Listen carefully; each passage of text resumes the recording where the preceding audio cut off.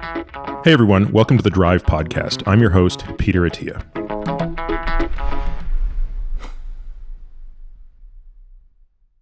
Peter, welcome to an AMA. How you doing?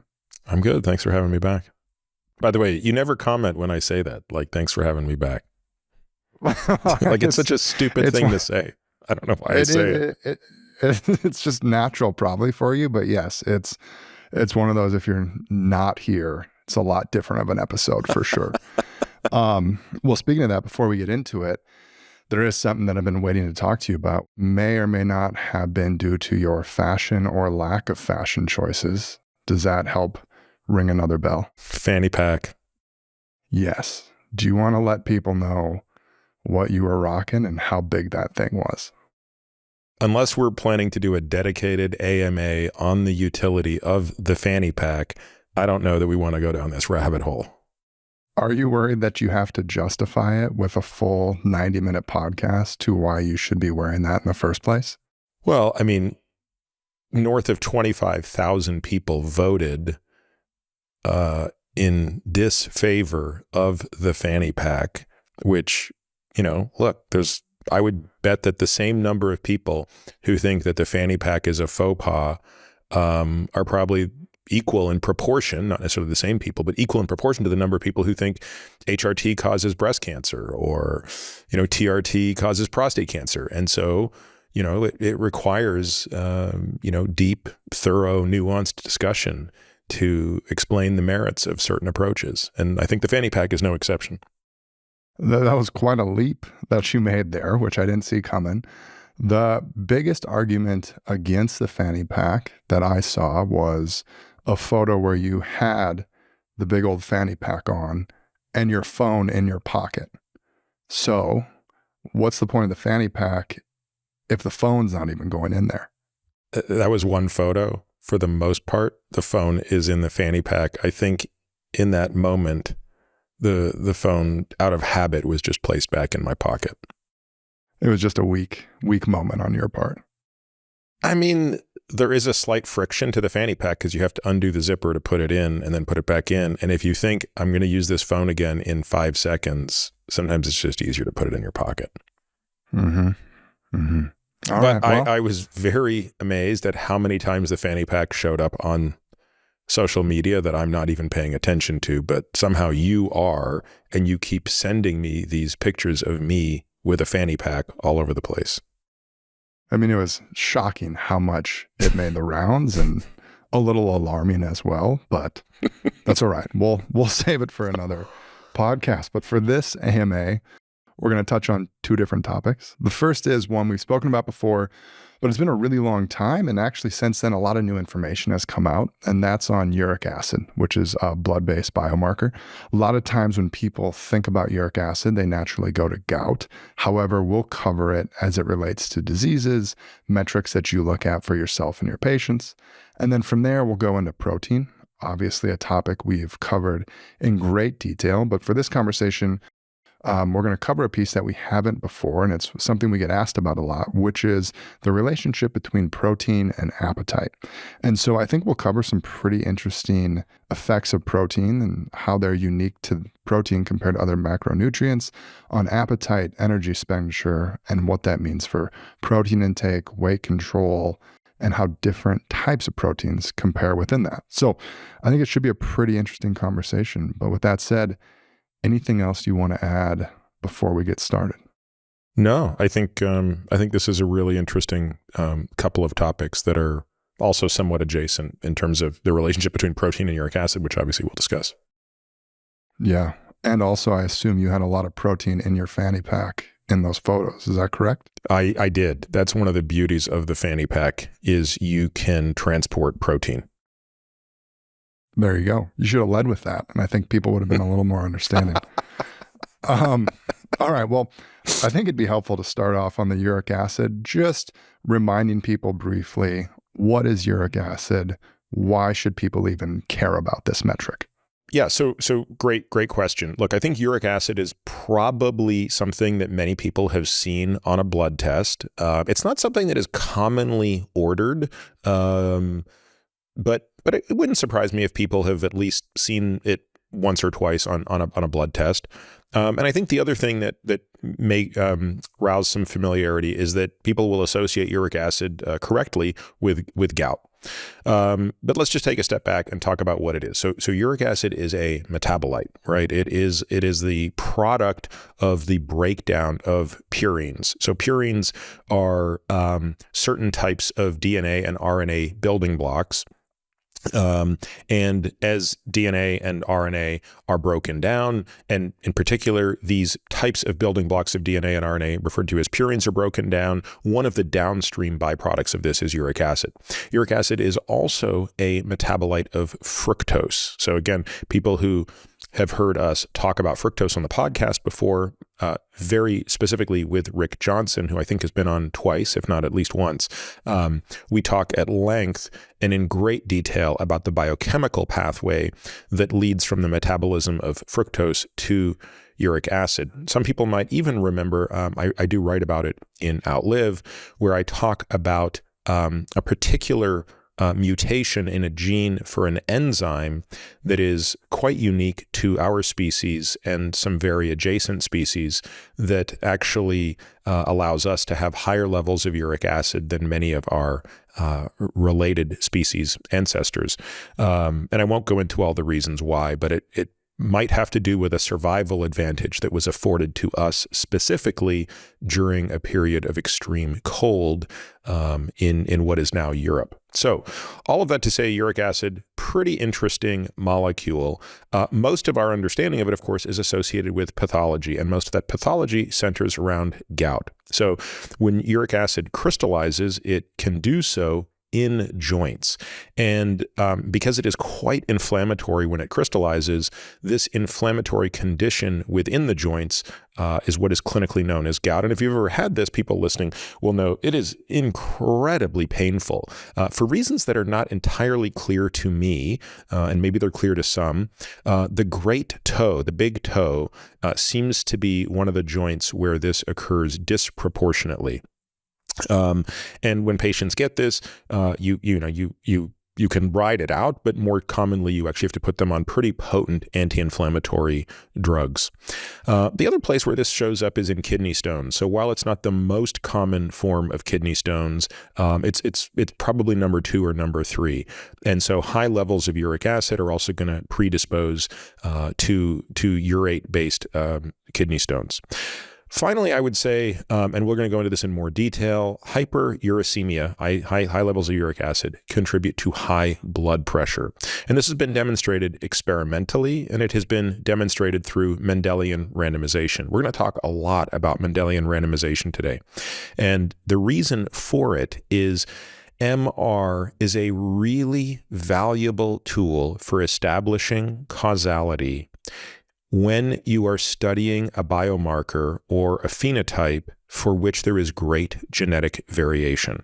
So Mendelian randomization has helped us make sense, although I don't think we needed to make much more sense, of the causality of LDL in atherosclerotic cardiovascular disease, right? So all the clinical literature on LDL makes it pretty clear that lowering LDL lowers cardiovascular disease. But you could ask the question, well, do we know that it's that lowering LDL is the cause of the reduction in risk, or is it that giving medications that lower LDL lowers something else like inflammation, and that's the driver? But when you do Mendelian randomization and you look at the genetic distribution of LDL cholesterol, you see that, in fact, there is causality. And similarly, when you do that type of analysis with uric acid, you see that as uric acid levels go up, so too does blood pressure. As uric acid levels go down, so too does blood pressure. All of this, of course, is confounded by the fact that things that are bad for you tend to raise uric acid. And that association is a little difficult to tease out causality. So, for example, we know that patients with fatty liver disease and patients with type 2 diabetes usually have very high uric acid levels. And it's unclear exactly what the direction of causality is there. So probably a longer answer than you wanted, Nick, but given the nature of what we're talking about, it's probably worth giving a bit more of an expansive response. And if someone's looking at their uric acid levels, what are some factors that can increase their level of uric acid? Well, I sort of think of this as what are the modifiable things and what are the non-modifiable things. So let's just start with the non-modifiable. So sex is the biggest difference.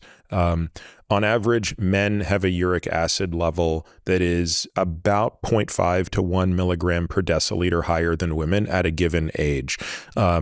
Now, that's based on the literature. If you asked me personally, like based on my experience and said, Peter, tell me what you think, I would have said it's easily 1 to 2 milligrams per deciliter higher, just based on what I see in patients.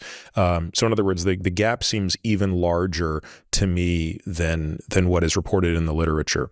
But nevertheless, there's clearly a sex difference there.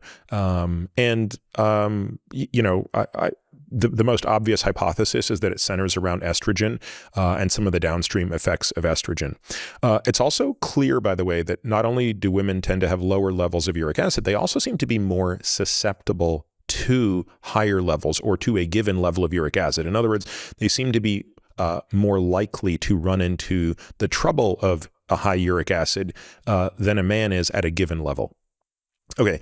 The other thing, I alluded to this also above, is genetics. The heritability of uric acid seems to be about 40%. In other words, nearly half of the value of your uric acid is determined genetically. And that means independent of just sex, but let's just say across men or across women. And again, that genetic variability, that heritability of uric acid is actually what allows us to determine the causality of uric acid in so many of these things that we care about. If there was no genetic variation to uric acid, it would be very difficult to do Mendelian randomization.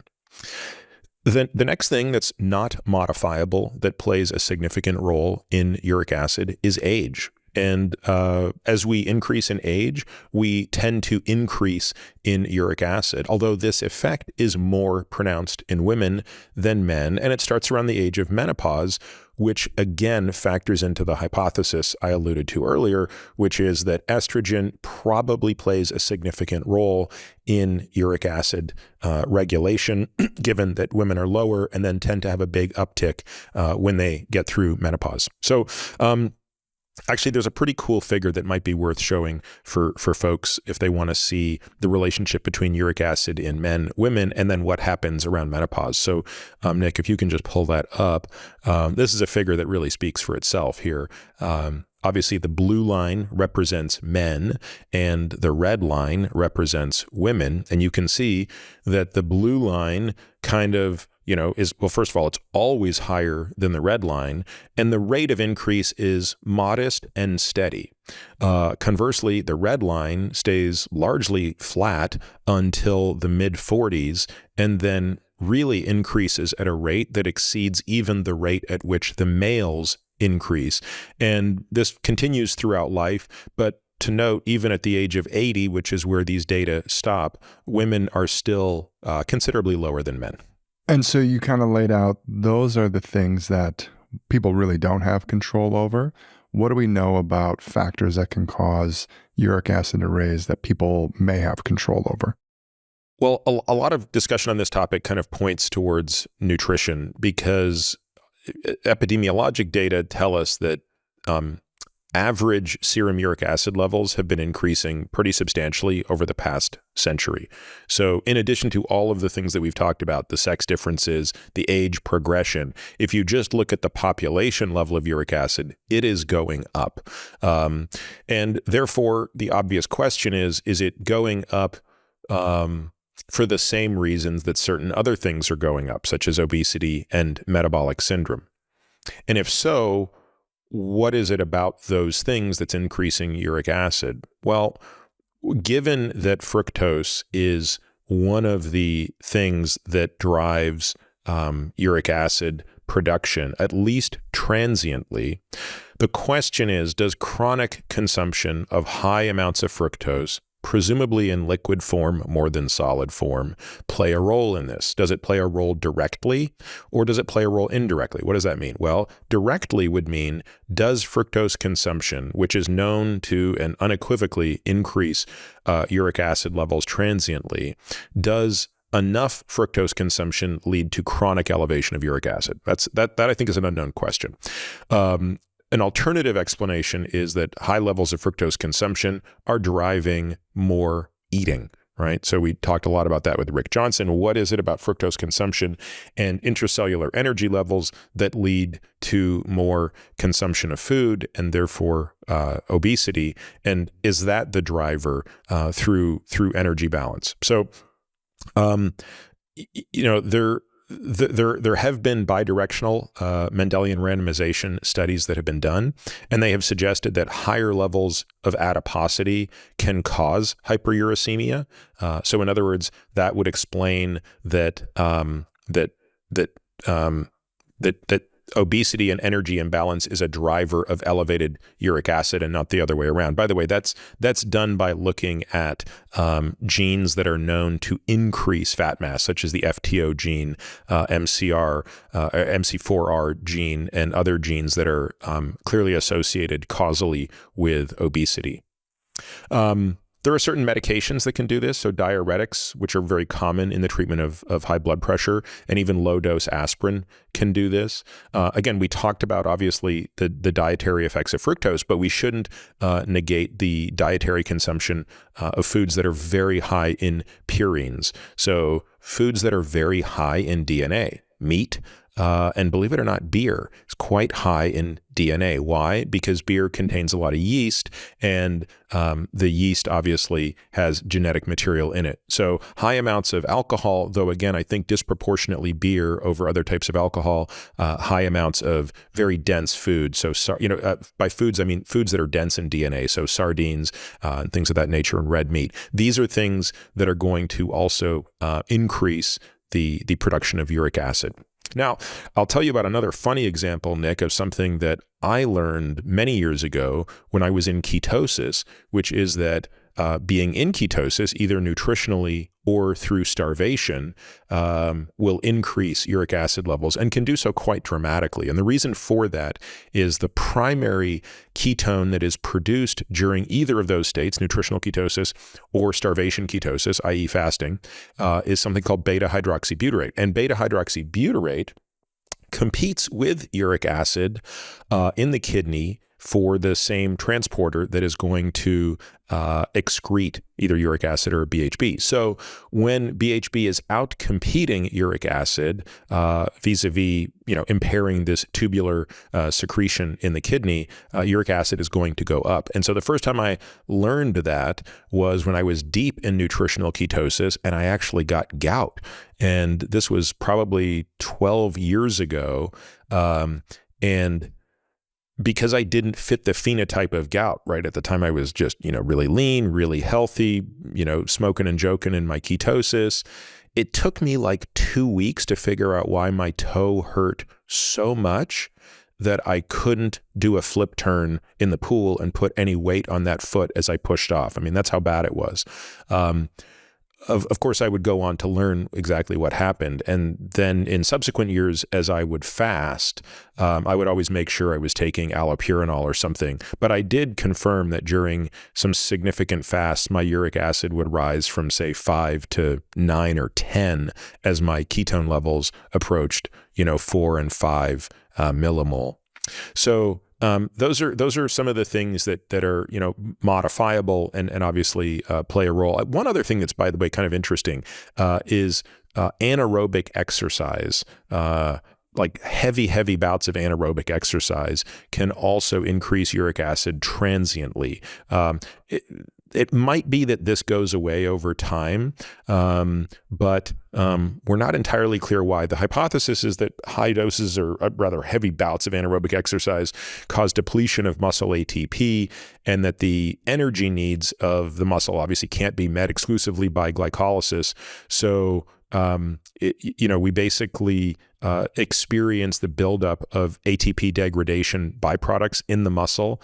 And in particular, one of those is IMP, which is converted into uric acid. So I think what's interesting is that there seems to be an adaptation to that. And I'm also not convinced that there's anything pathologic about that. So that's just more of an interesting aside, not like, oh, don't do intense anaerobic activity. And you mentioned kind of earlier a few times the relationship between uric acid and blood pressure. And we know about blood pressure's role in cardiovascular disease. What do we know about uric acid as it potentially relates to the risk of cardiovascular disease? Thank you for listening to today's sneak peek AMA episode of The Drive. If you're interested in hearing the complete version of this AMA, you'll want to become a premium member. It's extremely important to me to provide all of this content without relying on paid ads. To do this, our work is made entirely possible by our members, and in return, we offer exclusive member-only content and benefits above and beyond what is available for free. So if you want to take your knowledge of this space to the next level, it's our goal to ensure members get back much more than the price of the subscription. Premium membership includes several benefits. First, comprehensive podcast show notes that detail every topic, paper, person, and thing that we discuss in each episode. And the word on the street is nobody's show notes rival ours. Second, monthly Ask Me Anything or AMA episodes. These episodes are comprised of detailed responses to subscriber questions, typically focused on a single topic, and are designed to offer a great deal of clarity and detail on topics of special interest to our members. You'll also get access to the show notes for these episodes, of course. Third, delivery of our premium newsletter, which is put together by our dedicated team of research analysts. This newsletter covers a wide range of topics related to longevity and provides much more detail than our free weekly newsletter. Fourth, access to our private podcast feed that provides you with access to every episode, including AMAs, sans the spiel you're listening to now, and in your regular podcast feed. Fifth, the Qualies, an additional member-only podcast we put together that serves as a highlight reel featuring the best excerpts from previous episodes of The Drive. This is a great way to catch up on previous episodes without having to go back and listen to each one of them. And finally, other benefits that are added along the way. If you want to learn more and access these member-only benefits, you can head over to peterattiamd.com/subscribe. You can also find me on YouTube, Instagram, and Twitter, all with the handle PeterAttiaMD. You can also leave us a review on Apple Podcasts or whatever podcast player you use. This podcast is for general informational purposes only and does not constitute the practice of medicine, nursing, or other professional healthcare services, including the giving of medical advice. No doctor-patient relationship is formed. The use of this information and the materials linked to this podcast is at the user's own risk. The content on this podcast is not intended to be a substitute for professional medical advice, diagnosis, or treatment. Users should not disregard or delay in obtaining medical advice from any medical condition they have, and they should seek the assistance of their healthcare professionals for any such conditions. Finally, I take all conflicts of interest very seriously. For all of my disclosures and the companies I invest in or advise, please visit peterattiamd.com/about, where I keep an up-to-date and active list of all disclosures.